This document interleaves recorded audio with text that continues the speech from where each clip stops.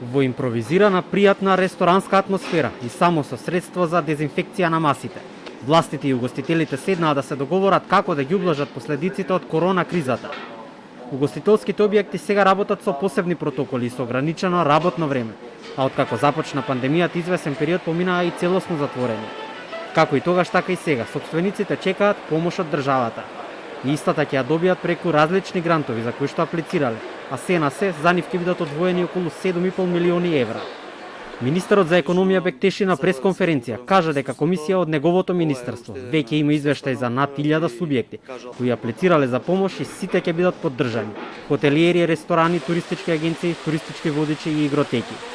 Но сите прашања се уште не се затворени за овие дејности. Остана сериозно отворено користењето на платите во последните 3 месеци од годината за угостителските објекти пред се во овој сектор, кои што за жал не може да ги исполнат условите за поврзување на вработувањата во август и октомври месец како репер, вклучително и обврската да не исплаќаат бонуси, дивиденди и да кажеме еден вид награда на вработените во овој сектор во месеците кога имаше можност за работа.